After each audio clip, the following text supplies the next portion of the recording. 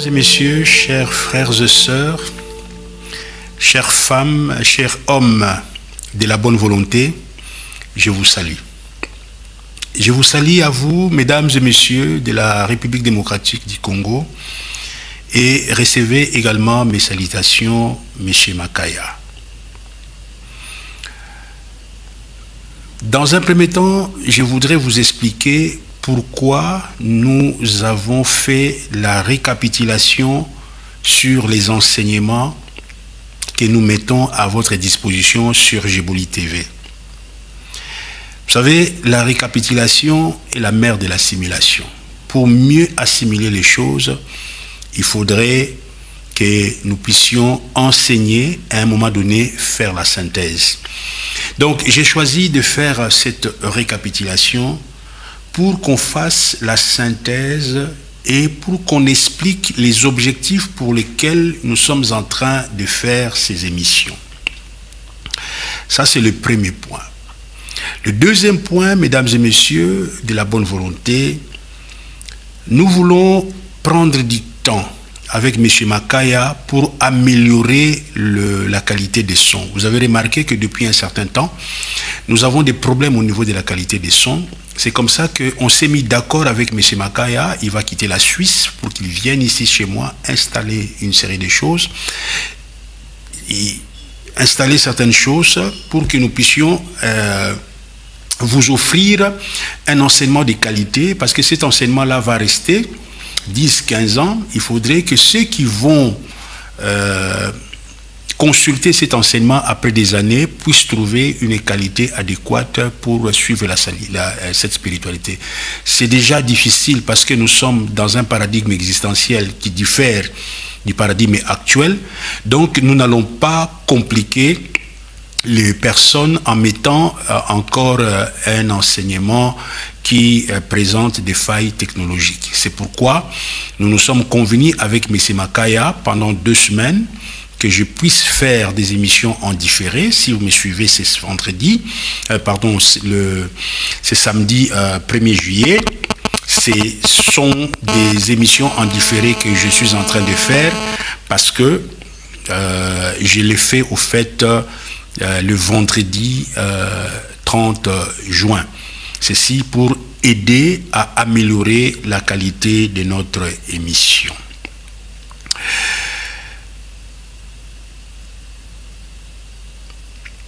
Le but de cette récapitulation, c'est aussi de vous fournir de repères pendant cette période de jugement que nous sommes en train de traverser, où tout ce que le Père n'a pas planté sera mis en surface. Beaucoup de gens seront déboulutionnés, ils vont voir que leur vie ne vont pas aller dans le sens où ils voudront. Il y aura beaucoup de problèmes dans la planète, les gens vont se perdre. Voilà pourquoi Maître Yoshua a dit, dans ces temps-là, au moment où il y aura l'épuration, au moment où il y aura la grande tribulation, je reviendrai sur cette notion. Souffrez maintenant que je vous avance ça comme ça, mais je vais revenir très en détail parce que beaucoup de nos frères pensent que nous ne sommes pas encore à la période de la tribulation.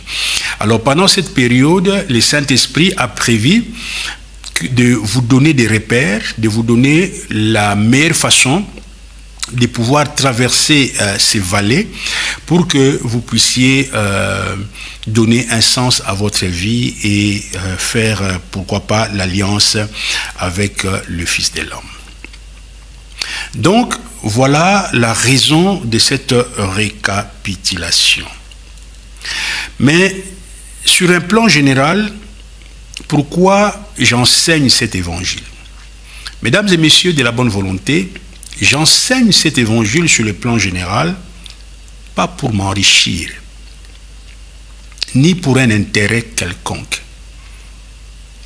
Je me mets par amour désintéressé pour vous aider. Pour vous aider parce que moi aussi, j'ai été comme vous dans l'ignorance. C'est un vallée que j'ai traversé. J'ai enseigné cet enseignement, la doctrine chrétienne, Et maintenant que la lumière de Dieu m'a ouvert les yeux, ça serait inconscient de ma part de ne pas ouvrir ma bouche pour rappeler à mes frères que les dogmes et les doctrines de ce pseudo-christianisme ne peuvent pas nous conduire à l'éveil et au réveil spirituel. Voilà pourquoi c'est ma façon à moi d'appuyer mon karma, d'apporter ma contribution pour que vous aussi, les hommes et les femmes de la bonne volonté, ceux qui voudront, puissent trouver des matières à réfléchir, de telle sorte qu'ils puissent s'éveiller dans leur conscience pour qu'ils rencontrent le Fils de l'homme afin de faire alliance avec le Fils de l'homme. Mesdames et messieurs, j'ai enseigné quoi? Vous allez peut-être demander, mais Ekumani peut-être, il ne maîtrise pas assez la doctrine chrétienne. Surtout que dans cette doctrine chrétienne, il y a beaucoup de variantes. Alors, comme il ne maîtrise pas la doctrine chrétienne, donc ce qu'il raconte, c'est parce qu'il n'a pas suffisamment compris ce que nous enseignons. J'aimerais, si vous le permettez, vous faire un rappel sur la doctrine que la plupart d'entre vous pensent et la plupart d'entre vous croient, pourquoi vous êtes devenus chrétiens et pourquoi vous vous accrochez à cette doctrine-là. J'aimerais faire un résumé, mais un résumé assez long de votre doctrine chrétienne, de la croyance des chrétiens, dans un premier temps. Ensuite, je vais vous montrer les failles de cette croyance-là. Premièrement, vous croyez que Dieu a créé l'homme. Ça, c'est la base de la doctrine chrétienne. Donc, tout chrétien croit que c'est Dieu qui a créé l'homme. Et c'est bien. Vous croyez que quand il a créé l'homme, par son omniscience, c'est-à-dire comme il sait tout avant les commencements, excusez-moi, comme il sait tout avant les commencements, donc Dieu savait que l'homme allait tomber. Donc l'homme qu'il a créé, avant qu'il ne commence même à vivre, les Très-Hauts savaient que cet homme ne tiendra pas. Il va tomber. Et il a permis ça. C'est ça la doctrine chrétienne. L'omniscience de Dieu doit faire en sorte qu'il connaît tout avant les commencements. Donc Dieu, dans son omniscience, savait que l'homme allait tomber et il a permis que cet homme, dès le départ, dès par sa création, il allait tomber. Alors, Dieu a préparé un plan de salut. Comme il savait que cet homme allait tomber, Dieu a conçu lui-même, le Très-Haut, a conçu lui-même comment, après la chute de l'homme, il va relever l'homme. Ça, c'est la doctrine. Je n'expose pas l'évangile que je vous enseigne. Je suis en train de vous exposer la doctrine que vous croyez, la doctrine de la foi chrétienne. Donc Dieu, dans son omniscience, sachant que l'homme allait tomber, il a préparé le salut de l'homme. Alors qu'est-ce qu'il a fait? Dieu lui-même a payé le prix de ce salut pour satisfaire sa justice. Donc Dieu s'est dit, ok, il va tomber, mais moi-même, je m'excuse, je le mets entre guillemets, profiter de cette chute pour manifester mon amour. Donc, et je viendrai moi-même, parce que quand l'homme tombe, et que le salaire du péché, c'est la mort, donc lui-même allait subir cela pour satisfaire sa propre justice. Alors, quand il va subir ça pour satisfaire sa propre justice, la doctrine chrétienne va encore plus loin. Il dit, comme Dieu s'est puni lui-même, donc il a substitué par le sacrifice de maître Yoshua, la punition qu'on devrait recevoir, et il l'a fait par amour, alors, dès le commencement, parmi toute cette humanité qui va vivre sur terre, Dieu ne va pas sauver tout le monde. Dieu a préparé des hommes et des femmes qui sont élus. Donc, ils sont choisis par lui pour participer à ce salut-là. Ce n'est pas tout le monde. Ce n'est pas l'apanage de tout le monde qui vont être sauvés. Et ceux qui vont être sauvés, c'est par grâce. Dieu lui-même les a appelés avant qu'ils ne naissent dans le ventre de leur maman. Dieu savait que je vais mourir pour certains. Je vais mourir pour toute l'humanité, on va dire ça comme ça. Mais c'est seulement un poignet de gens qui vont croire à cette œuvre rédemptrice. Alors, pour ces gens-là, que Dieu a connus avant le commencement du monde, il va leur accorder la grâce de croire. Parce que croire à l'œuvre salutaire de la croix n'est pas donné à tout le monde. Donc,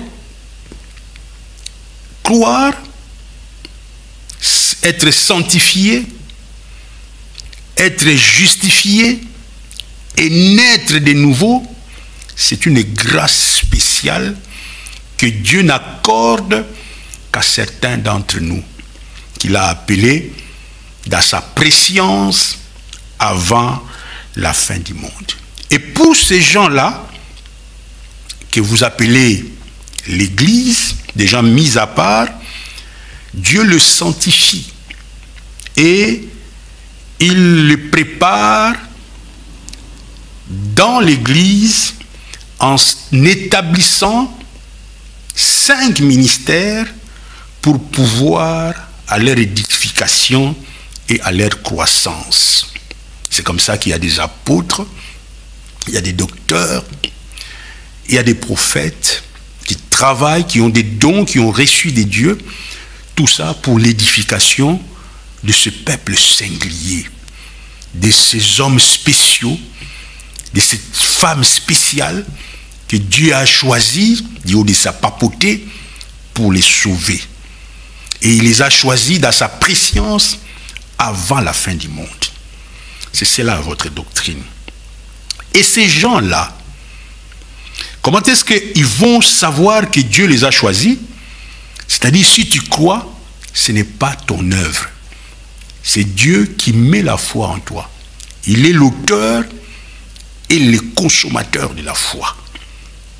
Donc, c'est lui qui produit en toi la foi nécessaire qui te permet de t'accrocher à lui.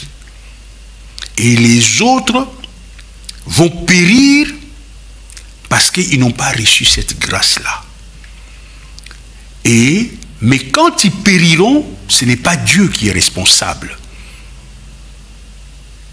C'est eux-mêmes qui sont responsables de leur propre périssement. Mais vous avez été prédestinés avant le commencement du monde.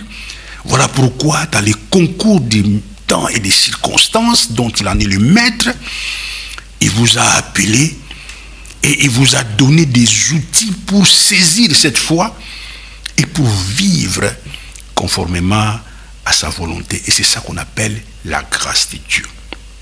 Et plus, au temps du jugement, avant le jugement des nations, avant la grande tribulation qui va s'abattre dans le monde entier, par la puissance du Saint-Esprit, ces gens-là vont s'envoler dans les airs. À un moment donné, au son de l'archange, eh bien, ces gens vont subir une transmutation. Ils auront des corps glorieux. Et ceux qui sont morts dans la foi chrétienne et qui ont reçu la grâce d'être prédestinés à la lumière, même s'ils sont morts, quelles que soient les maladies, les tombeaux vont s'ouvrir. la terre va, ils vont reprendre chair et ils vont se transporter dans les airs à la rencontre du Seigneur. C'est ça que vous dites, c'est la première résurrection. C'est quelque chose d'assez extraordinaire, parce que si moi je suis parti de ces gens-là, donc tout d'un coup je vais être transformé, et les morts en Christ, si ma maison était un ancien cimetière 5000 ans avant Jésus-Christ, il y a longtemps, eh bien les gens vont reprendre vie, et tous ensemble, comme un clin d'œil, nous allons monter dans les airs à la rencontre du Seigneur. Et c'est ça que vous appelez la première résurrection. Et quand ils vont monter pour attendre le Seigneur, parce qu'ils vont fêter pendant un certain nombre de temps, il y aura une grande tribulation qui va s'abattre dans les mondes ici.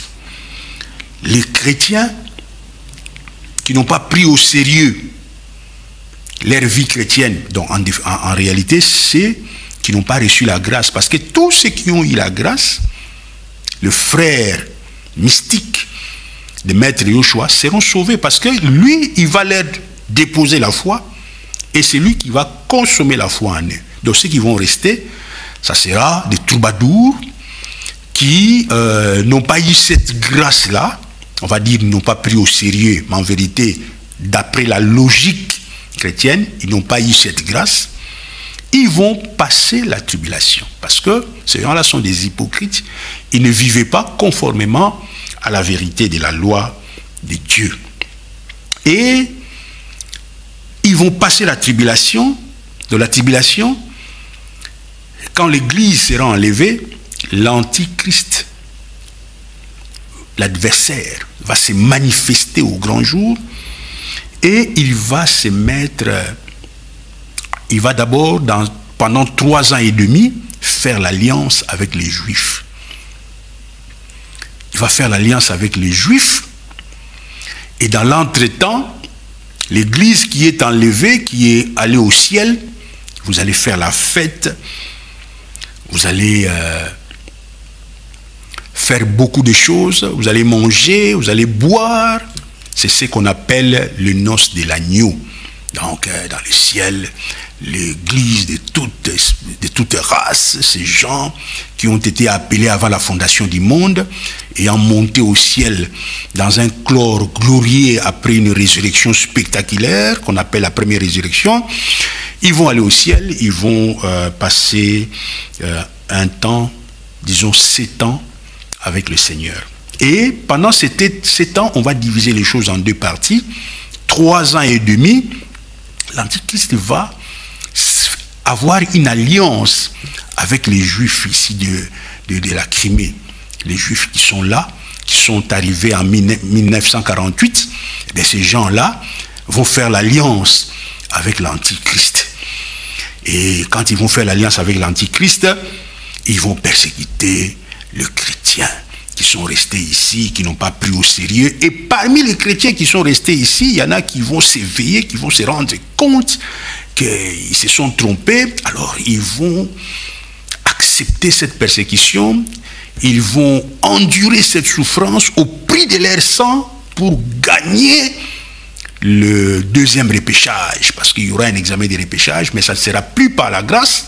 Cette fois-là, on sera sauvé en sacrifiant sa propre vie au prix du sang, que les gens seront sauvés. Et pendant 3 ans et demi, ils vont pacter avec les Juifs actuels, ils vont collaborer avec le pouvoir du dragon, le pouvoir du diable. Mais à un moment donné, quand le dragon va s'imposer dans le monde comme Dieu, les Juifs vont refuser. Les Juifs actuels vont dire, nous n'avons pour Dieu que le Dieu d'Abraham, d'Isaac et de Jacob. Ça, c'est ça l'enseignement chrétien. Alors en ce moment-là, l'alliance sera rompue. Et l'Antichrist va persécuter sérieusement les Juifs. Il va tuer tous ceux qui vont porter les noms des chrétiens, il va interdire votre Bible, hein, que vous appelez la parole de Dieu, ça sera interdit en ce moment-là. Et nos frères, ceux qui vont rester, pour être sauvés, ça sera au prix de grands sacrifices, ça sera par le martyr que certains seront sauvés. Et Dieu, en ce moment-là, quand l'Antichrist va se révéler comme le Dieu de ces siècles, quand les Juifs vont s'opposer à lui, il va leur envoyer deux prophètes. Les prophètes Moïse et les prophètes Élie. Ils seront là de retour pour dire que si vous, les Juifs, aujourd'hui, l'Antichrist vous persécute, c'est parce que vous avez régné maître Yoshua. C'est parce que vous l'avez crucifié. Donc, ces gens feront des produits pendant 3 ans et demi pour ramener le cœur des Juifs à la foi apostolique. Et cela va durer 3 ans et demi, mais ces deux prophètes seront tués et leur corps va être livré à la place publique. Pendant ce temps, toujours au ciel, vous êtes en train de fêter une grande fête, mais l'Antichrist ici, il va faire beaucoup de mal à ceux qui veulent garder le nom de Jésus-Christ. C'est comme ça qu'on vous encourage à participer à la première résurrection. Mais la première résurrection, c'est destiné à des gens que lui, il a choisis d'avance. Donc, encouragement ou pas, les gens sont connus par lui-même. Alors, les Juifs vont refuser de se soumettre et étant persécutés, ils vont se tourner vers Jésus. Ils vont dire, Jésus, nous sommes le fils d'Abraham, nous sommes tes frères dans la chair, aide-nous, viens à notre secours. Et là, c'est la 7e année, Jésus va voir le Benjamin, c'est-à-dire ces Juifs qui sont en train d'être maltraités par l'Antichrist, par le pouvoir du dragon, le faux prophète, et il aura compassion du peuple juif. Et à ce moment-là, il va laisser la fête, il va stopper cette fête-là, et il va descendre avec son église. Il va défendre avec son armée, ses anges, pour régler les comptes à Satan. Et ils vont lier Satan, ils vont lier les faux prophètes, ils vont lier l'Antichrist, et ils vont les jeter dans la guéhenne pendant un temps de 1000 ans. Pendant 1000 ans, l'Église va revenir avec des chevals blancs. Ils viendront et ils vont se débarrasser de l'Antichrist, de Satan et du faux prophète. Pour l'amour que Maître Yoshua a pour les fils d'Abraham. Parce que, comme vous dites vous-même, il ne va pas oublier les fils d'Abraham, il les a oubliés pendant un temps pour se tourner vers les nations, sa femme, et il est allé fêter pendant 7 ans les noces de l'agneau. La femme qui n'avait pas d'huile, il va payer son salut dans la souffrance, dans le martyre, et les frères physiques des maîtres Yoshua, qui sont maintenant en Israël depuis 1948, et ils vont collaborer avec l'Antichrist pendant 3 ans et demi. Après, ils vont refuser et ils seront persécutés. Dieu va leur envoyer un esprit, l'esprit d'Élie et de Moïse, pour leur rappeler leurs fautes. Après, ils vont se repentir. Et là où il est, Maître Yoshua va descendre avec son épouse, parce que là, c'était le fait du mariage. Il va descendre avec son épouse, et en ce moment-là, il va lier les diables, et il va les jeter. Alors, en ce moment-là, il y aura la 2e résurrection des morts, c'est-à-dire les chrétiens qui sont restés jadis, mais qui seront sauvés par les sangs, par la persécution lors de cette grande tribulation qui vient de se passer pendant 7 ans. Et du côté des Juifs, il y a 144 000, 12 000 de chaque tribu d'Israël, pendant cette période de grande tribulation, eh bien, Dieu a prévu dans sa préscience que le Benjamin plutôt, de la race juive, seront au nombre de 144 000, 12 000 par tribu. Alors, en ce moment-là, c'est ça dans les métaphores que beaucoup de vos pasteurs vous disent, il va séparer le brebis avec les boucs.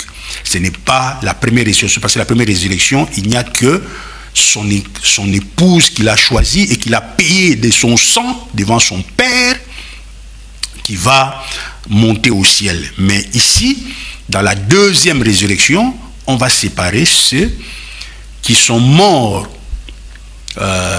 par martyrs, qui ont tenu bon pendant la grande période de la tribulation, et les Juifs qui se sont repentis, dont le nombre est connu d'avance, 12 000 de chaque tribu, ce qui fait un total de 144 000.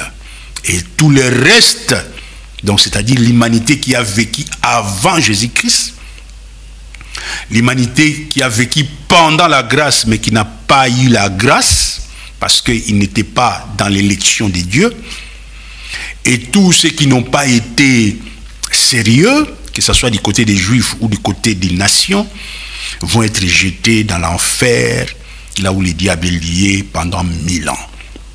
Et c'est comme ça que Maître Yoshua va inaugurer le règne de 1000 ans, qui est finalement, d'après le christianisme, la récompense des saints. Ils seront récompensés, ils vont jouir, ils vont manger, ils vont boire, ils vont diriger les nations. Il y en a qui vont jusqu'à dire qu'ils seront des ministres, des PDG. Ils vont diriger les nations par Maître Yoshua lui-même qui sera dans Jérusalem. Donc il y aura deux types d'humanité. Il y aura une humanité qui sera là, qui va gérer, mais qui sont des immortels parce qu'ils sont ressuscités. Et dans les règnes de 1000 ans, il y aura quand même des gens, il y aura des mariages. Les gens vont mettre au monde. L'humanité va continuer. Et cette humanité-là, ça sera une humanité qui va mourir. Donc il y aura d'un côté des gens qui ne mourront pas, mais pour être du côté des gens qui ne vont pas mourir, il faut participer à la première résurrection. C'est ceux qui vont revenir avec Jésus, ils seront des gouverneurs, ils seront des chefs de province, des choses comme ça. Et les autres qui ont eu droit à la deuxième salut par le zèvre, les nations, ces gens-là, vont entrer dans le millénium, mais ils vont continuer à mourir, ils vont mettre au monde des enfants, donc on va régner pendant 1000 ans. 1000 ans où il n'y aura vraiment pas de maladies, il y aura des plantes guérissantes dans la ville, une nouvelle médecine, et les gens vont manger, ils vont boire, l'humanité va connaître une période magnifique qu'on appelle la récompense des saints pendant 1000 ans. Mais après, dans l'enfer où il est, c'est-à-dire le diable, le faux prophète et l'antichrist vont comploter. Ils vont faire une conspiration. Et de cette conspiration, depuis sa captivité, là où il est dans la captivité, il va vouloir faire un coup d'État pour prendre la royauté du Christ. Et il va le faire. C'est-à-dire qu'ils vont élaborer des stratégies avec les faux prophètes et l'antichrist, avec tous ceux qui ne sont pas entrés dans le règne de 1000 ans, pour revenir sur terre et attaquer Jérusalem. Et à ce moment-là, ils vont aller jusqu'à prendre Jérusalem. Vraiment, le royaume sera menacé. Et de ces menaces, Dieu, heureusement, va intervenir pour son fils, parce que, apparemment, le fils sera dépassé par les événements, et le père va les sauver. Il va maîtriser Satan, il va intervenir, il va envoyer une armée pour sauver le royaume de son fils qui est en chavirement total. Et c'est ainsi que va se clôturer le royaume de 1000 ans par l'intervention du père de Maître Yoshua. Et à ce moment-là, on va prendre Satan, on va prendre tous les conspirateurs, et pendant qu'il va élaborer sa conspiration, il y a certains qui ont vécu dans le royaume de 1000 ans qui vont être dans cette conspiration-là. Et tous ces gens dans le royaume de 1000 ans qui vont être dans cette conspiration ne vont plus aller au ciel. Et en ce moment-là, il y aura le tout dernier jugement, qu'on appelle le jugement du trône blanc, c'est-à-dire les diables, les faux prophètes et l'antichrist seront définitivement anéantis. Et tous les conspirateurs, aussi bien les humains de l'enfer, que ceux qui ont succombé, mais qui vivaient dans le règne de 1000 ans. Ils seront tous jetés dans le feu éternel. Et le Christ, avec son Église, et les 144 000 membres qui ont résisté à l'époque où autrefois c'était l'Antéchrist qui gérait le monde, et les rachetés au prix du sang vont entrer dans le paradis d'éternité en éternité. Voilà la doctrine chrétienne dans son essentiel. Je vous rappelle ça pour vous dire que je ne suis pas un imposteur. Je connais très bien votre connaissance, ce que vous enseignez comme dogme, parce que ça, vous allez voir, dans la deuxième partie, c'est un grand n'importe quoi. Il faut être fou pour croire des choses comme ça. Il faut manquer de l'intelligence et de la sagesse. Un humain, pour peu qu'il se pose des questions existentielles, il ne peut pas adhérer à des vomis comme ça. Mais je vous ai exposé ça de manière suivie, pour que vous sachiez que Ekumani, s'il vous annonce l'évangile éternel, ce n'est pas qu'il est dans l'ignorance de votre foi apostolique. Évidemment, tout le reste, tout autour, il y en a qui font avec leurs détails personnels, mais grosso modo, c'est ça la foi apostolique dont vous croyez. Donc, les électeurs, il y a l'élection pour les uns, depuis la fondation du monde, et le prix des œuvres, pour ceux qui n'ont pas été élus, ils vont payer leur prix. D'ailleurs, ceux qui vont payer leur prix, deux catégories. Il y a la catégorie après la grande tribulation, ils vont payer leur prix, ils vont verser leur sang pour mériter le ciel, parce qu'ils n'ont pas participé à la première résurrection. Et tous ceux qui sont arrivés avant Maître Yoshua, ils seront jugés soit par la loi pour Israël, soit par leur propre conscience pour les autres peuples. Il n'y a qu'Israël, d'autrefois, avant Maître Yoshua, lors de la première résurrection, ceux qui seront sauvés, ceux qui vont être ressuscités, ça sera parce qu'ils ont respecté la loi de Dieu. Parce que c'est un prélude de l'annonciation du Sauveur. Et comme ils ont respecté, on va considérer qu'ils ont cru. Mais pour les autres peuples, les Congolais, les Tchadiens, les Jamaïcains, tous ces gens-là, qui ont vécu autrefois avant l'arrivée de l'annonce de Maître Yoshua par les Romains, ces gens-là, ils seront livrés à leur propre conscience. Parce que Dieu a établi, depuis la création de l'homme, la conscience de l'humanité, et ils seront jugés de ça. Il n'y a que ceux qui sont élus par une élection royale avant le commencement du monde, ceux-là ne seront pas sauvés. Et les 144, ceux-là ne passeront pas par la persécution, ils seront dans la première résurrection. Et les 144 000 membres du peuple d'Israël. Donc, vous aurez compris que tout est grâce. Il suffit de croire à l'œuvre de la croix, mais encore faudra-t-il que vous soyez élus pour croire à ça, parce que c'est Dieu lui-même qui choisit ses enfants. Voilà, mesdames et messieurs, la doctrine chrétienne.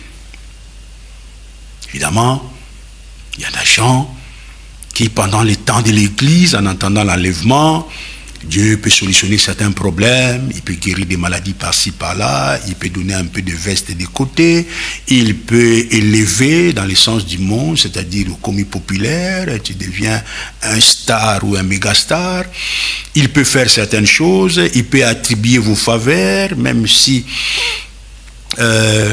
on engage un fonctionnaire international, même si tu n'es pas dans un ordre utile, mais si tu es parmi ceux qui étaient élus par Dieu dès le commencement, le Seigneur va faire du favoritisme, il va t'imposer, il va t'ouvrir des portes, tu seras la tête et non la queue. Des choses comme ça, mes amis. Je vais vous montrer un peu le faille de ces raisonnements. Je l'appelle raisonnement. Parce que c'est finalement à dessein que ces gens sont arrivés avec ces histoires en Afrique et partout au monde pour nous imposer des bêtises. Première faille de ces raisonnements, Dieu sait que l'homme ne va pas arriver à vivre la perfection. Dès lors qu'il a créé, il savait déjà que cet homme-là ne peut pas vivre la perfection. Mais lui n'est pas responsable de ça. Il le sait, mais c'est l'homme lui-même qui est responsable.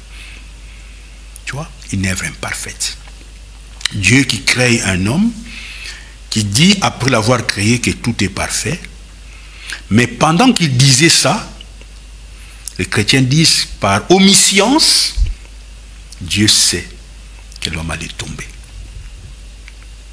Mais sa chute, bien que Dieu savait, mais il n'est pas responsable de quoi qui vient de l'homme lui-même. Mais comme il est Dieu, il le sait. Comment on peut présenter des choses comme ça? Comment on peut continuer à être sérieux? Un homme sérieux peut vraiment croire, parce que là il ne s'agit même pas de la démonstration, il s'agit de croire à des imbécilités.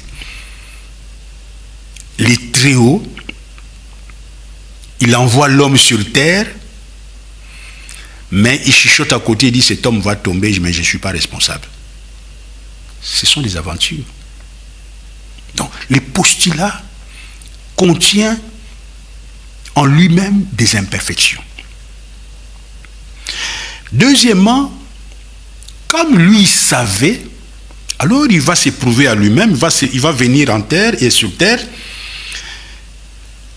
pour démontrer qu'il est plein d'amour.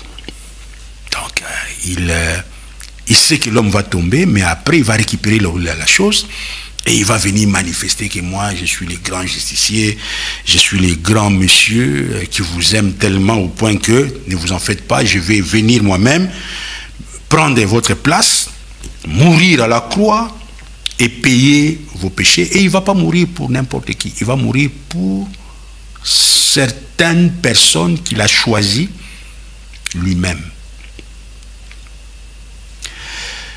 C'est une grande comédie. Et vous êtes des hommes et des femmes pour croire à des choses comme ça. Donc il a choisi ses potes. Ses potes à lui, dès le commencement, pour les sauver de cet incident dont il savait dès le départ, mais qu'il a permis. Au fait, il ne va sauver que ceux qui participent à son élection. Comment vous allez savoir que vous participez à son élection? Eh bien, si vous arrivez à vivre, à croire à ça, et à croire à cette œuvre de la croix, à ces montages, et si vous persévérez dans cette croyance, c'est une preuve tangible, comme disait notre ami Jean Calvin, qu'il n'y a que dans la démonstration, dans la persévérance de la foi dans ça, qui que vous allez être convaincu que vous participez à l'élection. Mais si vous ne croyez pas à ça, comme Ekumani, c'est-à-dire Ekumani n'a pas été élu par Dieu. C'est un fils de la perdition.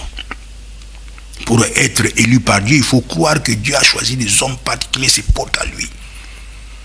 Et là, il est venu sur terre se substituer à leur place pour que de cette malédiction, le châtiment qui nous donne la paix est tombé sur lui. Donc encore une fois,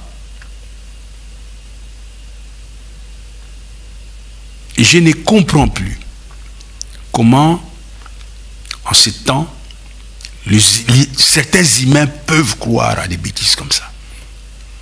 Et pour ajouter des graines dans tout ça, on vous sort un verset en vous disant « Je puis tout par celui qui me fortifie ».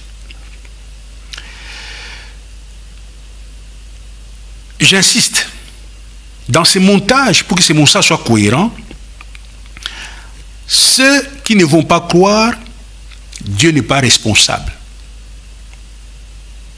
Mais ceux qui croient, c'est lui qui les a choisis avant qu'ils naissent. Mais si tu ne crois pas, il n'est pas responsable de ta non-croyance. Tu vas subir l'enfer. Mais pour tous ceux qui croient à ça, c'est lui qui en est l'auteur et c'est lui qui en est le consommateur.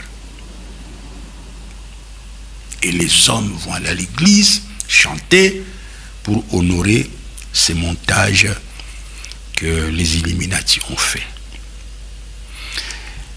Alors, dans la doctrine chrétienne, il est dit qu'à la fin des temps, il y aura une grande tribulation. Et Dieu va épargner ses amis qu'il a choisis.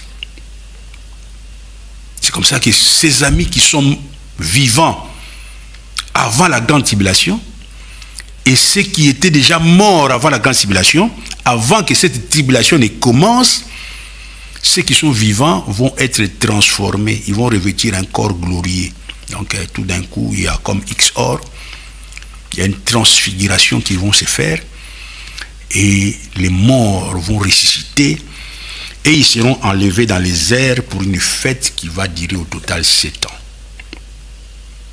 Donc, ils vont ressusciter pour les uns et être transformés dans des corps qui leur permettent de s'envoler comme des oiseaux dans l'espace physique. 2 erreurs. Ces gens qui ont monté ce scénario n'ont pas compris que le corps physique ne peut pas voler comme un oiseau. Et que le ciel, ce n'est pas en termes de distance physique. Ce n'est pas parce que vous allez voler, vous allez traverser l'espace, vous allez aller où?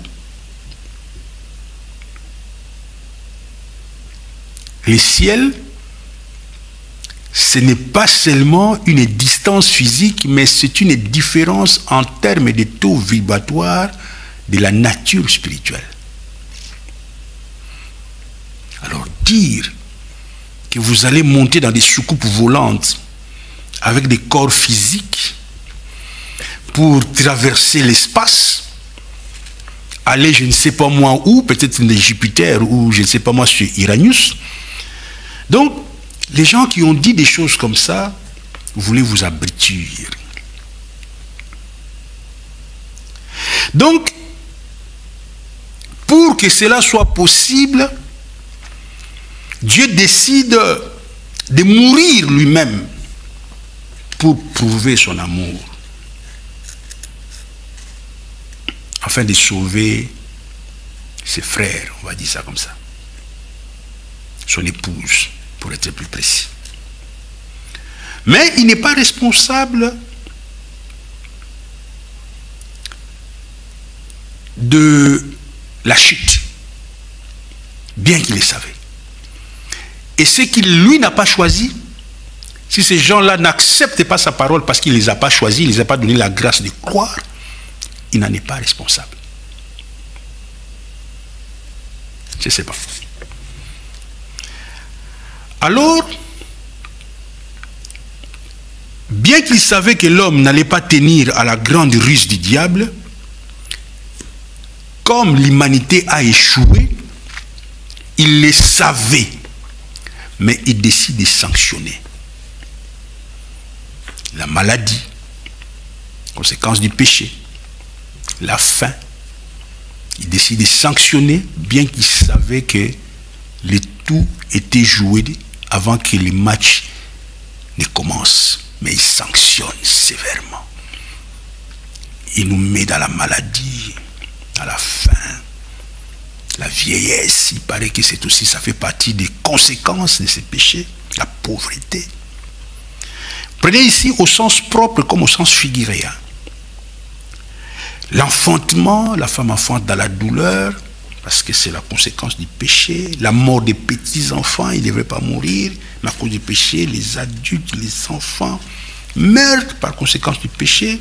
Dieu maudit la nature, Dieu maudit le règne minéral, il maudit le règne végétal, il maudit le règne animal, il les voue au même sort, parce que l'homme a chuté et il le savait avant. Alors, il revient en grand justicier, comme le grand Rambo, pour réparer les dégâts dont il savait d'avance que c'est intrinsèquement lié à la nature humaine qu'il a créée lui-même. Et il a une partialité dans la création des destins des uns comme produit de son élection et des autres pour subir la damnation éternelle par un pouvoir discrétionnel et arbitraire. Le salut se repose à 2 ou même disons 3 ou 4 vitesses. Donc on voit avant Yoshua le salut par les œuvres.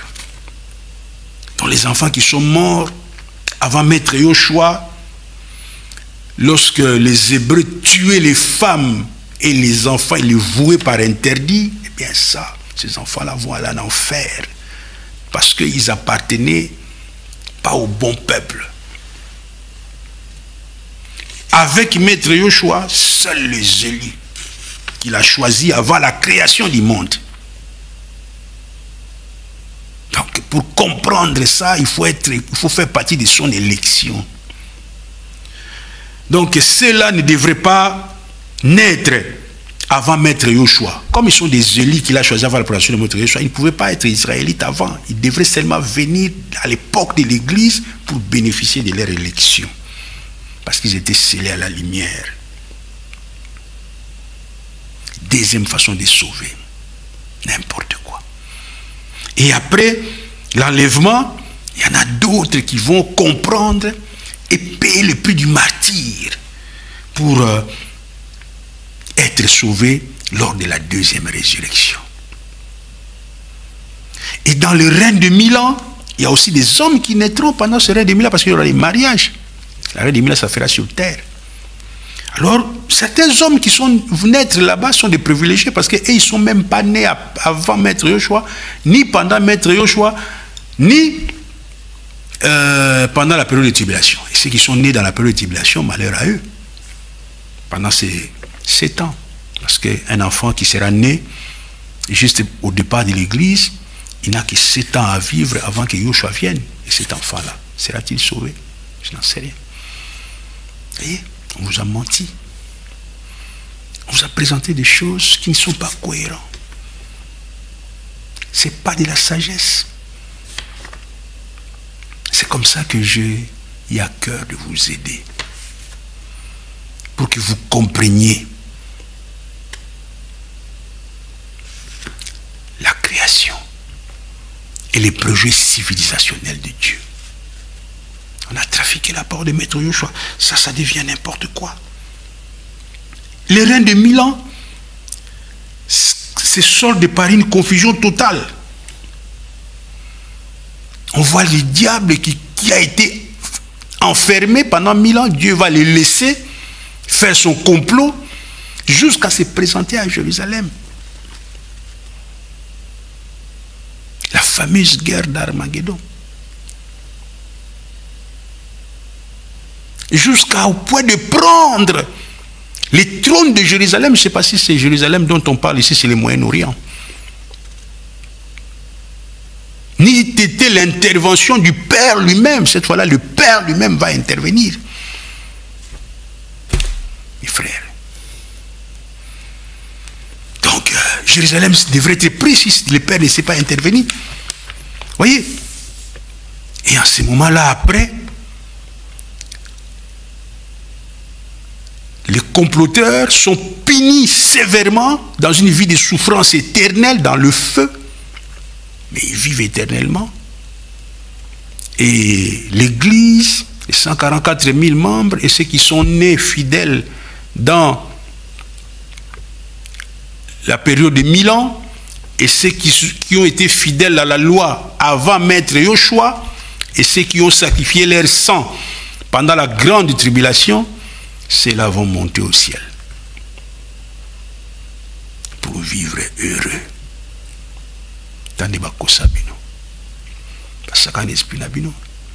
C'est ce que vous croyez. Vous êtes abrutis, vous avez suivi les choses du néant et vous êtes devenus vous-même des néants. Des néants. C'est devenu des néants. Parce que vous avez suivi les choses du néant.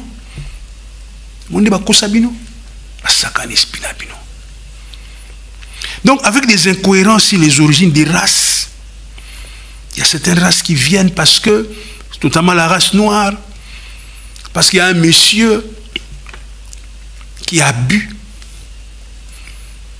Après les déluges, cet homme a bu. Et buvant, il a laissé éclater sa nudité au vu, au su de tout le monde. Et son premier fils s'est marré. Et quand cet homme s'est réveillé, on lui a appris que son premier fils se marrait. Il a maudit cet homme. Et c'était la race noire. Voyez. Donc ce n'est pas la beauté du peuple. Ce n'est pas la beauté dans la diversité. Admettons que ça soit... on n'a aucun respect. On prend certaines personnes comme des sous-hommes. Ce qui a justifié plus tard qu'on devait les vendre, qu'on devait les esclavagiser, qu'on devait les coloniser, le civiliser. Les Noirs pensent que quand il est à l'européenne, il est civilisé. Des incohérences. Des doctrines qui ont servi à l'Inquisition. On a tué des gens ici en Europe. On a imposé cette religion par la force des armes et dans la violence. L'esclavagisme, comme je vous ai tantôt, la colonisation, le pillage des ressources pour bâtir les temples que vous voyez ici en Europe. On a pillé des ressources de peuples pris de paix et de liberté. On a falsifié l'histoire.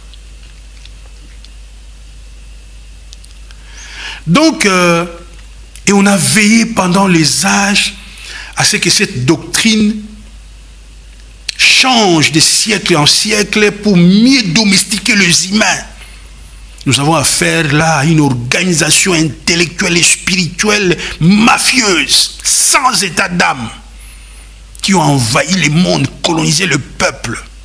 Ils ont inventé des religions, des sectes, des sciences dogmatiques, des gouvernances mafieuses et corrompues, et toutes ces maisons exotériques à travers la planète.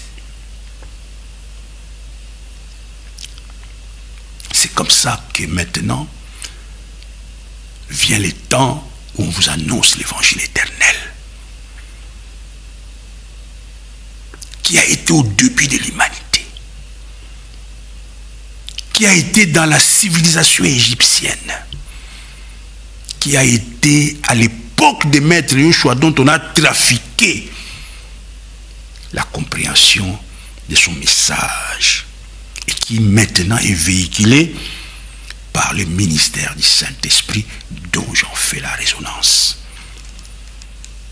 Connaître les lois de la création, la structure de l'univers, être de la bonne volonté et faire alliance avec la lumière.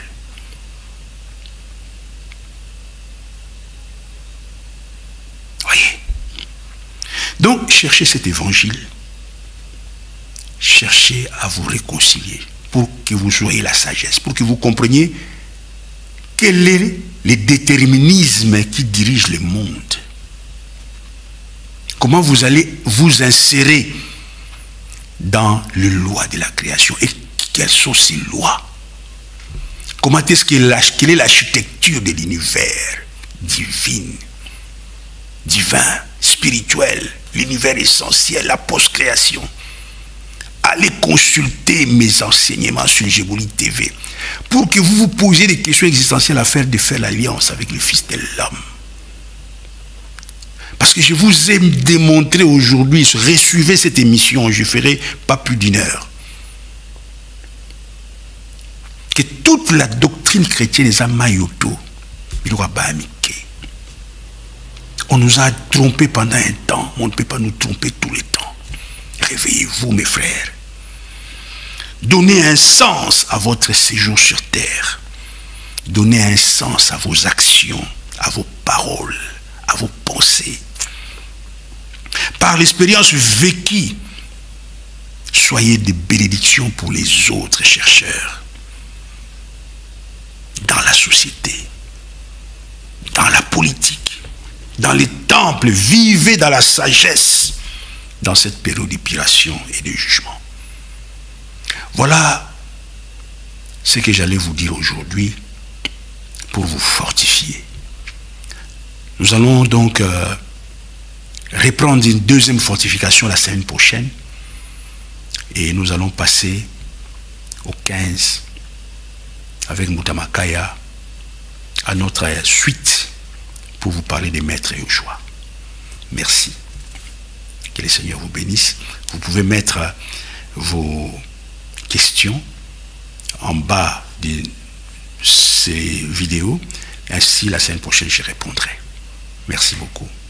Bye bye.